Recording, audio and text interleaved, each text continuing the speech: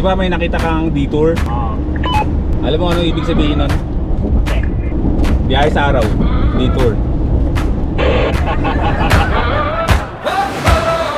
At sa pagpapatuloy ng kwento ng ating pag-iikot ng bansa, ang van life natin pupunta na ng Lanao. Welcome to BARM, Bangsamoro Autonomous Region in Muslim Mindanao, Lanao del Sur. Welcome to Marawi City, isang syudad dito sa Lanao na nagkaroon ng hindi magandang karanasan. 9 na taon na ang nakaraan. Bibisitahin natin ulit ang Ground Zero, isang lugar dito sa city na pinulbos ng gera. Siguradong meron nagbuwis ng buhay dito. Tabi-tabi po. So isipin mo, no? Butas, oh. Nanginginig yung kamay ko. Imaginein natin. Sumasakit ulo ko. Imaginein, baba ako. Sumakit bigla ang ulo ko. Nararamdaman kong umuunat lahat ng nerves ko sa ulo. Aray, bigla sumasakit ulo ko. Makakapag-camp kaya tayo dito? At ano ang magiging papel ng Philippine National Police sa sitwasyon natin dito? Malalaman.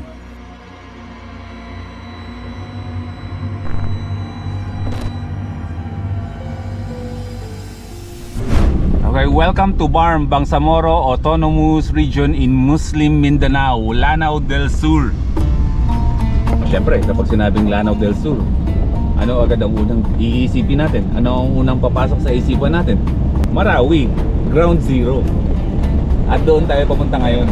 And as we go deeper and deeper sa pag-iikot ng ating bansa, mas pinapasok na natin ang lugar ng ating mga kapatid na mga Muslim. Bagong araw mga first timers.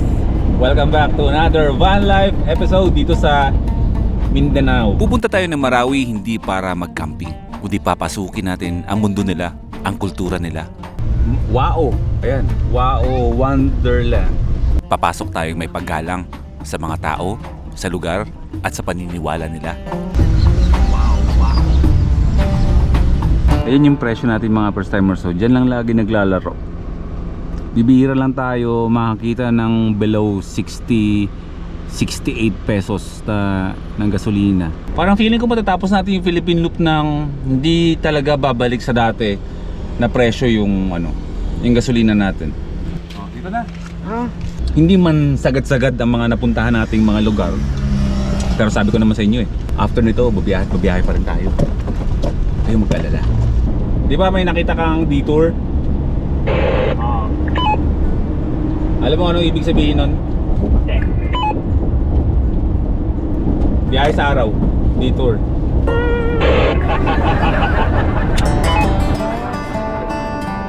Kung sakali man na in time ay mapunta ka ng Mindanao, huwag kang magtataka kung napakaraming checkpoints ang sasalubong sa inyo dito ha. Normal lang yan dito. Ayan, Boy P. Search nyo lang sa YouTube. Sir. Sige, salamat po, salamat. Iba niyo yung nila no? Yung uniform nila, talagang low. Akala ko pang talaga no? Pang gaming ba? Bro no, akala mo naglalaro ka ng yung mga online games? Call of Duty. Pero na yung damitan nila. May kasama ako dito bro, COD.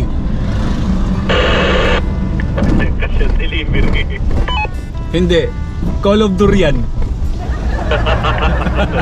Hanggat sa Mindanao, Durian is life tayo. Diba, pamimiss namin to. Welcome to Municipality of Amay Mana Bilang. Backroads na yung dinadaanan natin mga first timers papunta ng Marawi City. Wala tayo sa main road. Tumatawid tayo ng isa napakalawak na kalsada sa gitna ng mga farm ng mga maisan at kung ano-ano pa. Siguro mga 1 oras mahigit tong ganito. Sige, bye-bye lang natin. Maganda rin ang lugar dito oh. Maganda din.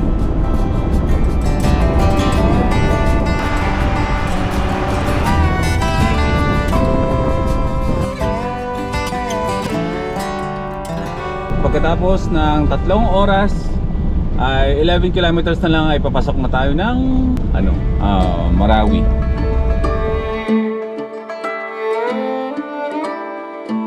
Ang lungsod ng Marawi ay ang nag-iisang rurok o Islamic city kung tawagin dito sa Pilipinas na matatagpuan sa lalawigan ng Lanao del Sur. Kilala ito bilang summer capital of the South. dahil sa malamig nitong klima at magandang tanawin ng lawa ng Lanao. I-secure muna natin yung ating matutulugan kasi anong oras na ba? Alas 3 na.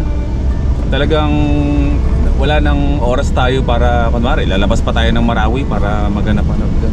Mayaman ang lungsod sa kulturang Meranao, makukulay na sining, at makasaysayang mga moske. Makikiusap tayo sa kampo ng mga abilidar.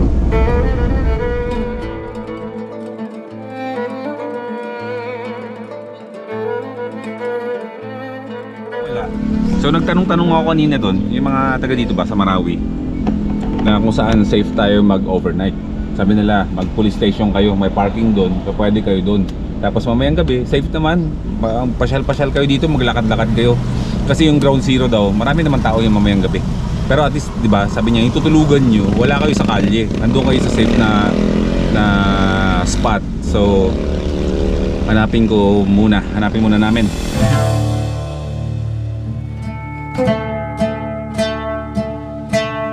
Gusto ko lang linawin na hindi porket sinabi kong maghahanap tayo ng safe na place para tulugan, nakakatakot ang lugar na ito. Bro, maganda bro yung signal mo. Makihina yung signal ko pa. Ikaw nga bro, navigate nung Marawi Police Station. Normal lang sa amin ang maghanap talaga ng maayos na pwesto para magpalipas ng gabi. Kahit saang lugar kami mapunta, ganun ang mindset namin. Payapa ang lugar na ito. Alas 4 na rin pala.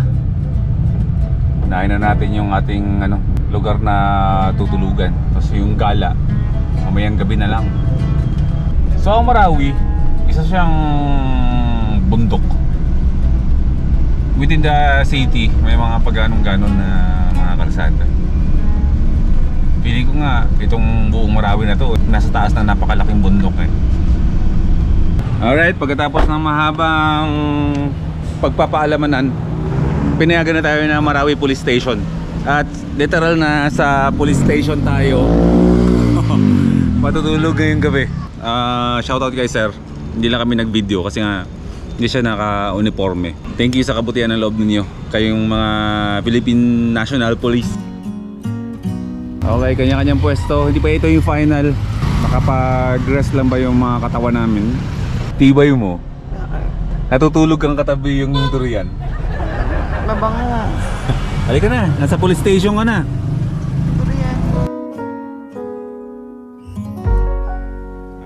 Nakarating tayo ng Marawi na mayroong problema ang ating camper van. Dito sa tapat ng police station, ano yung police station? Dito daw, meron daw mekaniko. Nakausap ko na. Sabi dalhin ko daw yung van doon para ma-check. Tsaka sabi ko, paano po yan kako bukas Sunday. Sabi niya, walang Sunday dito. O nga pala, nakalimutan ko. Bukas sila ng Sunday. So mabibilan tayo ng piyesa kung sakali man. Everything happens for a reason. Naniniwala ako dun. Hindi tayo alis ng Marawi nang hindi okay si Watod. Para wala tayong isip. Tatawid ko lang. Check lang daw. First time nating matitikman ang tinatawag na patir. Paano ko malalaman kung saan dito yung beef? Alam mo yung pastil, di ba? Ito yung Pastil Pro Max. Nang malaman ng mga first timers dito sa Marawi na andito tayo sa police station, unti-unti na sila nagsidalingan. Kanya-kanyang dala ng mga pagkain. Spoil tayo dito sa Marawi, hindi ko na-expect. Biryani. Dala ni Attorney Mon. Pasensya nyo na po. Pasensya po yung Tsaka ingat palagi. Apo. Tsaka pag nandito kayo, magtanong lang kayo sa akin. Grabe mga taga Marawi. May isa na namang delivery ng pagkain. Ano nilubusin to? Ito ba yung Oh. Hello. burger, tapos yung mga... Another food packs. Alam niyo kung saan nanggaling ito mga first timers? Galing to sa mga kapulisan natin dito sa Marawi Police Station. Gusto ko lang magpasalamat talaga. Unang-una sa mga taga Marawi. Maraming salamat kasi ano lang talaga to parang sabi namin dadaan lang ba talaga. Tapos ganito ngayon nangyari sa atin. Hindi naman siya aberya, buti na agapan. Pero alam mo yun yung parang kanina talaga iniisip ko na may mga first timers ba dito na nakatira sa Marawi, ganyan. So nag-post ako sa Facebook dahil nga nangangailangan tayo ng tulong para maayos yung Watod. Tapos doon nagsimula nagsidatingan. Guys, Fiesta. Yung ngiti ni Sir, oh. So, yung harapan ng police station ngayon ay isa ng meeting place, meet and greet na ang nangyayari.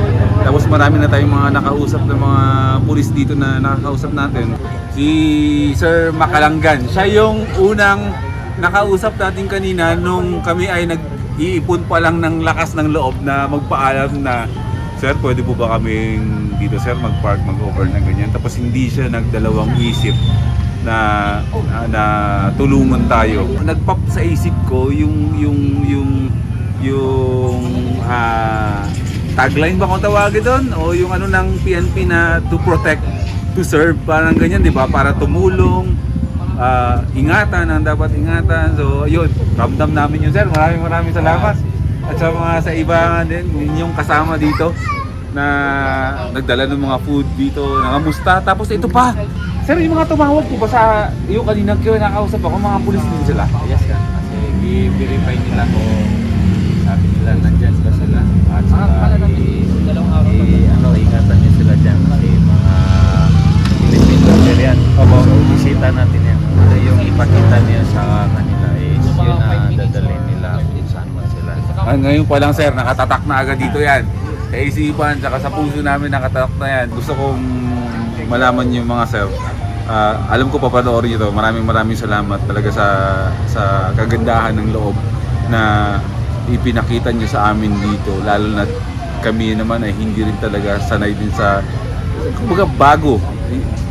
4th time ko na to, pero ngayon na ako nagtagal sa Marawi. So parang ando pa rin yung kapa-kapa kasi puro picture lang ginagawa ko dito pag dumadaan. Pero ngayon, ramdam ko yung Marawi. Okay, time check. Alas 9:15. Oras na para magpahinga. Ayan ang view natin sa labas. Ayun o, Lanao del Sur PPO. Tulog na ako, mga first timers. Pagod, sobrang pagod yung araw na to. Parang ilan yun, 4 na oras lang bang binahe namin, 4 na oras.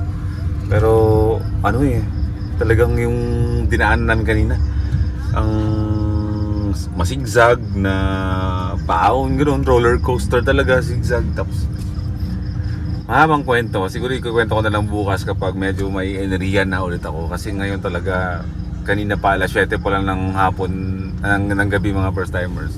Actually, habang nag-dinner kami ng mga dala dito ng mga first timers, antok na ako, di ba? Parang excited na ba ako matulog, ganyan. Kasi nga talagang, siguro nga sabi ko nga kay Gam kanina, sabi niya, kung isang bilis ko mapagod ngayon sa driving, sabi ko, ang tagal na kasi natin bumabiyahe.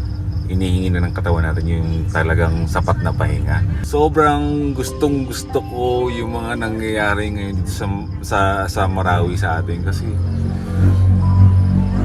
bukas ko na ikwento para mas busog yung kwento ko, no? Hindi ko na-explain ng bangag ako kasi inaantok na ako.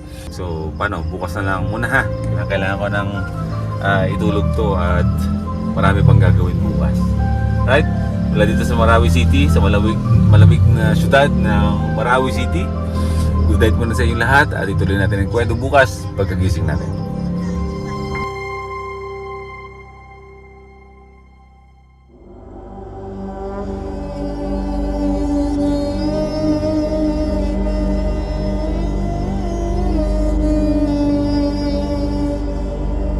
Marawi, kilala noon bilang The Happy City. Isang pugad ng makulay na kultura, payapang komunidad, at nag-uumapaw na mga ngiti. Ngunit binago ng isang kasaysayan ang ritmo ng syudad nang dumaan ito sa matinding karahasan at pagsubok. Nag-iwan ito ng takot, hindi lang sa mga pagguho, kundi sa mga isipan na rin ng mga hindi taga rito.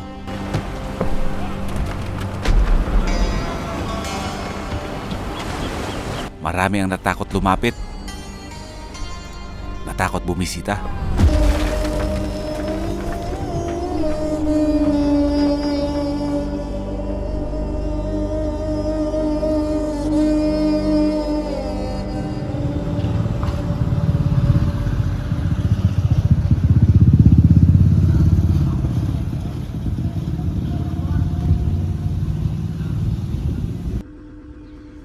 Sarap ang tulog ko. Tulog kung tulog eh. Grabe, sarap. Wait. Merong asosasyon. Asosasyon. Samahan ng mga maraming aso. Bakit ang joke ng aga? Yun. Kamusta ang tulog? Napakasarap. Napakalamig ng Hindi lang ako nag-jacket pero ramdam ko magdamag yung malalim na tulog. Dito sa Marawi City. Kasi nga malamig yung lugar. Solid. Ang lamig ng lugar.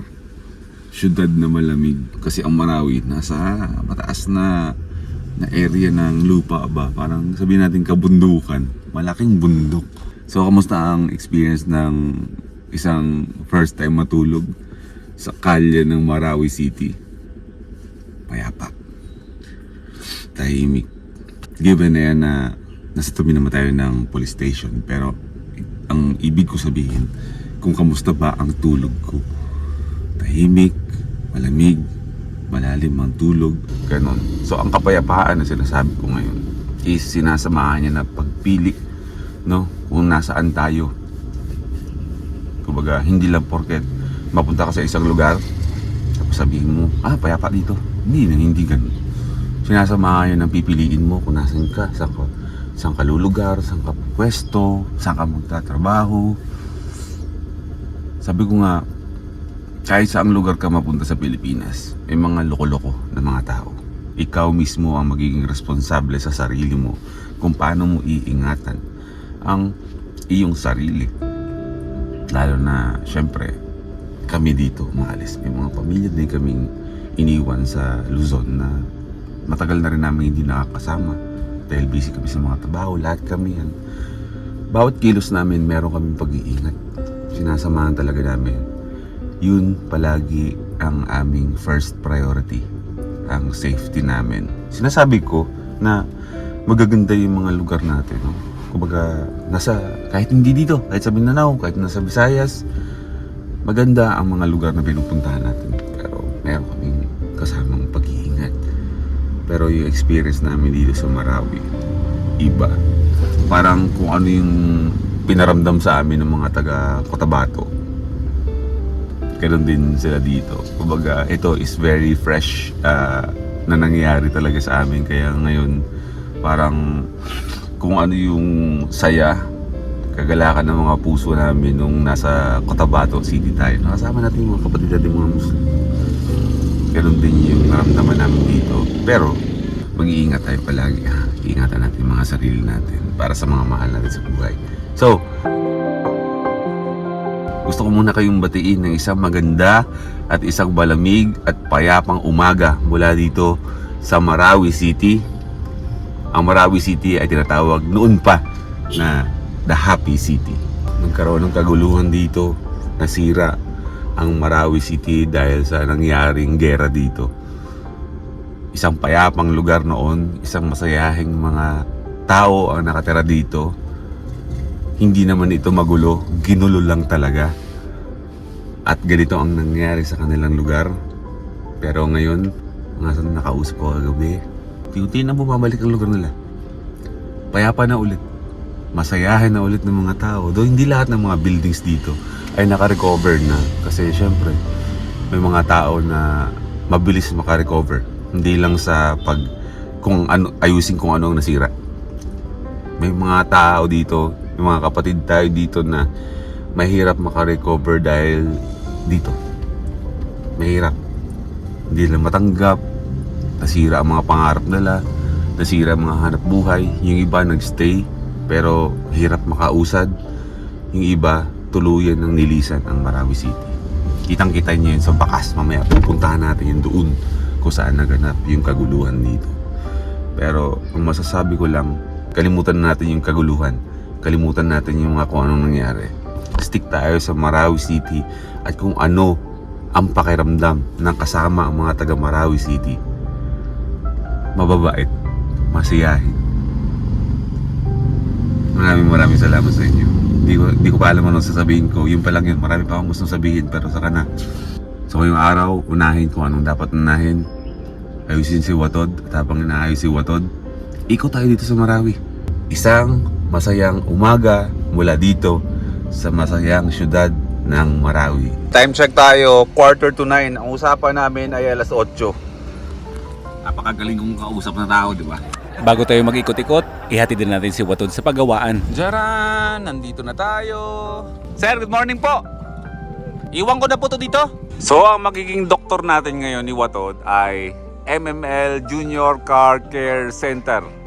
Formerly, car doctor. Pero, kilala pa rin itong shop na to as car doctor. Maraming kailangan palitan sa pangailalim ni Watod, kaya iiwan natin ito na maghapon dito. Ito ang problema. Malug-alugo. At babalikan natin ngayon ang Ground Zero, ang lugar na kung saan nangyari ang gera. Titignan natin kung ano nga ba ang pinagkaiba ng Marawi noon sa Marawi ngayon. Okay, sige. Sa pagpapatuloy ng kwento natin dito sa Marawi, habang si Watod ay ginagawang kino-convert into a Land Cruiser. Ayun, mag-iikot-ikot tayo ngayon. Babalik tayo ng Ground Zero. Mas bubusisiin namin.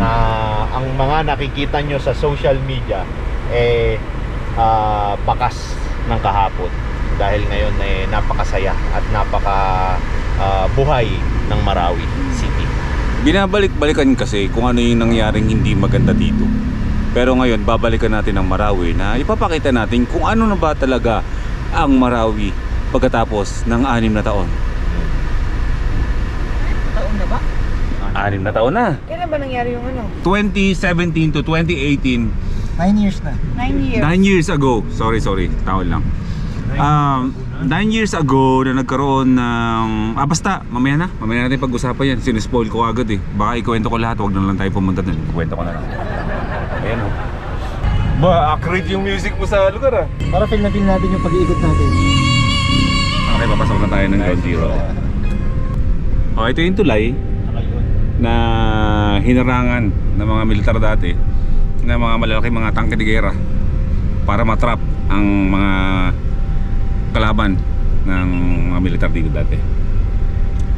Ito bro, durog. Nakakapanlumo ang tanawin. Sa bawat sulok, mga gibang-gibang gusali ang bubungad sa iyo. Yan ang mga building na bakas ng pinulbos ng nangyaring gera dito sa Marawi. Grabe no? Isang maganda at maayos na mga buildings, pero pagkatapos ng pangyayari, durog na durog. Parang construction site ang nangyari. Ang mga maayos na mga pader, tad-tad na ng mga butas dahil sa mga bala. Ramdam mo yung tama ng bala? Oo, grabe yung tama ng mga bala. Maliliit pa yan, mahal. Kaya nga eh. Mamaya, makakita ka ng kasya yung kamay mo. Big Bites, restaurant siya dati. Na ngayon, sira oh. Pasok tayo. Isang gusali ang pinasok ko. Baka, dahan-dahan lang naman ako. Grabe, isipin mo, uy, butas oh! No, ano to? Ano ba yun yung dinadrop ng mga jet fighters? Butas ang sahig ng mga palapag dahil sa mga hinulog na bomba dito. Meron! Oo! Talagang ano dito, mahal. Pulbusan talaga dito. So, hindi natin masasabi na dito sa isang unit na to ng building na to na inaakit natin ngayon, siguradong meron nagbuwis ng buhay dito. Tabi-tabi po. So, isipin mo, no? Ganyan. Butas, oh. Nanginginig yung kamay ko. Grabe, no? Imaginein natin. Sumasakit ulo ko. Imaginein, baba ako. Sumakit bigla ang ulo ko. Nararamdaman kong umuunat lahat ng nerves ko sa ulo. Aray, bigla sumasakit ulo ko. Mahirap ipaliwanag ang mga ganito pero mas magandang lumabas na tayo dito. Labas tayo.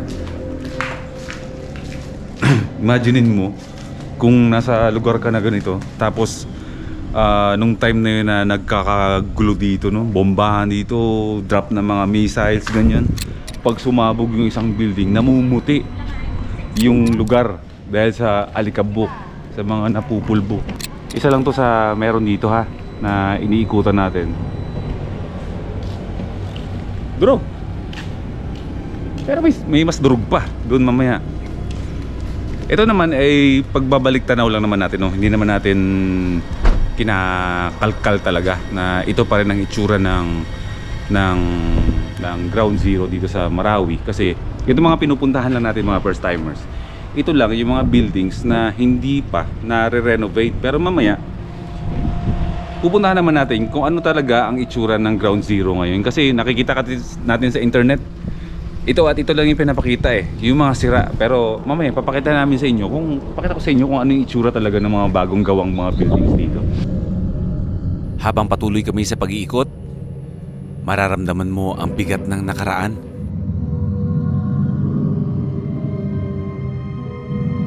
Ang bawat guho ay may kwento ng takot at may mga nawala ng hanap buhay at tirahan. Tulad yung nasabi ko, hindi naman lahat ay merong kakayanan na mag-move on agad o magpa-reconstruct ng mga building. Kasi nga, ultimo nga yung mga may-ari ng mga malalaking building, tulad ng ganyan, commercial building, na nadurog ba. Posible na yung mga may-ari niyan, wala na dito. Kumbaga, nag-migrate na sila ng ibang lugar sa Pilipinas. Iniwan na nila yung buhay nila dito sa Marawi. Dahil siguro mas mabilis yung pag-recover para sa kanila, para sa mga para mag-move on ba sa panibagong buhay, para mabilis nilang makalimutan bagong surroundings agad, ganun kasi yun. Ito ay ayon naman sa kwento lang din ng mga taga dito. Kumbaga, hindi mo naman ako maggagawa-gawa ng kwento dito hangga't hindi ko narinig mismo sa mga taga Marawi. Pinasok ulit ang isang gusali. Grabe, no? Imagine mo yung pakiramdam habang nangyayari dito yun. Malakas na mga putukan, tustrug ng mga hollow blocks, mga semento nagbabagsakan. Makaapak nga lang ako ng basag na ganito. Ayun, no? Diba? Parang nakakatayo na ng balahibo How much more pagka narinig mo yung mga putok talaga dati. Building yung ginigiba. Tapos kahit na sabihin mong 8 years ago na ba yan?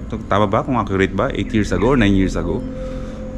Tarang sobrang fresh pa talaga yung pakiramdam. Kapag napasok ka sa mga buildings na ganito, mararamdaman mo yung aura nung nangyari dito. Ito, sample ng mga tama ng bala. Kasha daliri, di ba? Mga dingding, pudpuran. Tama ng mga bala yan. Bro, imagine mo kung nandito ka habang sumasabog yung building na to. Talagang traumatized ka talaga, no? Nangalala lang yata ng Ground Zero to nung na-clear na the war is over. Kumbaga, Ground Zero, kumbaga, ubos na o tapos na. Kumbaga, nasimot na. Parang yan ang ibig sabihin ng Ground Zero sa pagkakaalam ko. Silipin nyo na lang. Takot ako eh. Ang taas natin baka bumigay yung simento.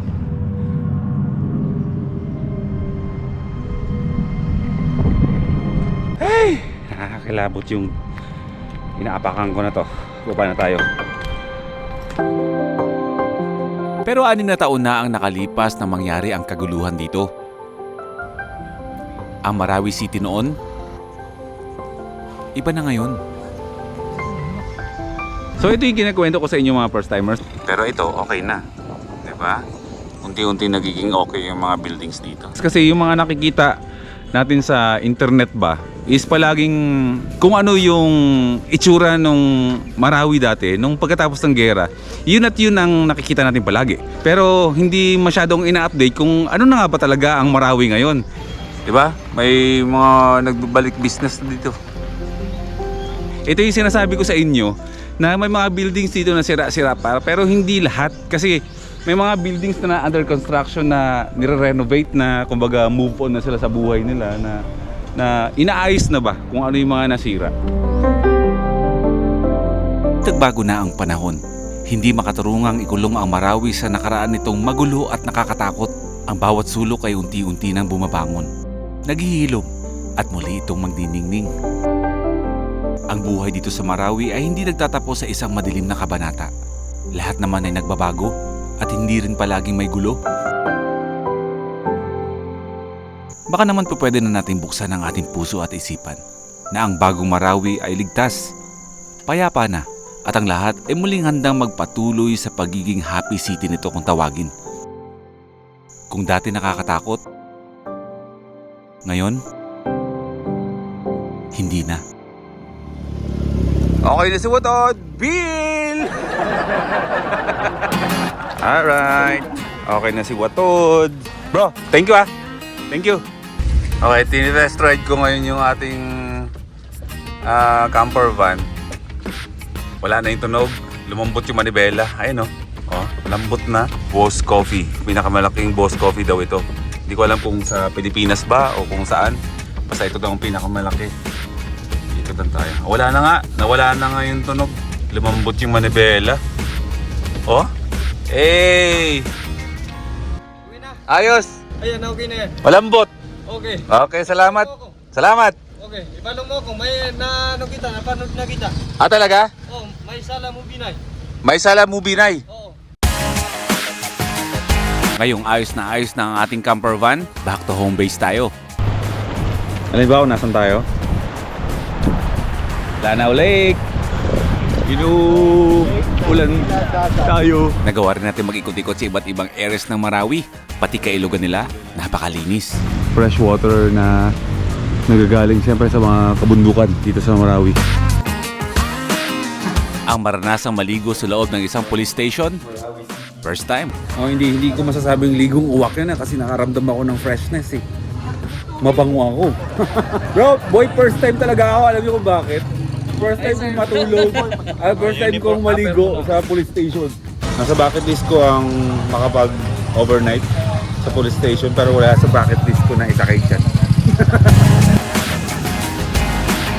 Only in Marawi. At ang pansamantala naming naging kusina, harapan ng kuhaan ng police clearance. Huwag kayong mag-alala kasi pinayagan tayo dito. Hindi tayo kikilos ng ganito dito kung walang abiso naman ng ating mga mahal na kapulisan. Kinabukasan, araw na ng pagpapaalam. At pansamantala muna tayo magpapaalam sa Marawi City at syempre gusto natin pasalamatan si Sir. Sir, maraming salamat ah. Siyang talagang kasama namin dito sa pag-iikot, adventure, nag-swimming kami, di ba? Tapos, ito yung naging base camp namin dito. Pero gusto lang namin sabihin na ito naman ay handa naman tumulong ang ating mga kapulisan. Pero hindi po ito, paalala ko lang po na hindi po talaga ito stopover. Kumbaga, gagamitin lang itong area na to o lalapit lang tayo sa kanila kapag tayo ay nalagay sa alanganin tulad nung nangyari sa amin. Okay, wag natin gagawing campsite kasi hindi talaga siya campsite. So, andyan naman yan sila para ready mag-assist sa atin kapag kunwari, ginabi talaga kayo at na stranded kayo o parang alanganin na kayong bumiyahe sa gabi. Andyan ang ating mga kapulisan dito sa Marawi para i-assist tayo at ingatan. Ayan, sir. Hanggang sa muli natin magkikita. Maraming salamat. Welcome palagi. Thank you po, thank you po. Buhay ay isang biyahe, puntahan mga lugar na kaya-aya. Next episode, isang napakahabang biyahe. Marami tayong tatawirin ng mga probinsya dahil ang van life natin pupunta na ng Zamboanga.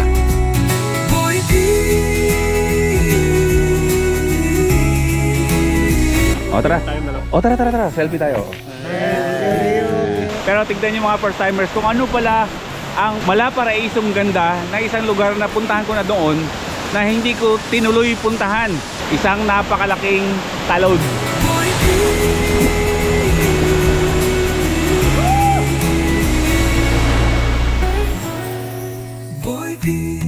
Bro, nice meeting you bro. Maraming salamat. Nako, yung dala mo bro. Maraming salamat dito bro. Thank you. Maraming salamat. Last year pa ako naghintay sa'yo dito. Ha? Last year pa. Huwag kang iiyak. Nice meeting you bro. At least ngayon, nakarating na ako dito.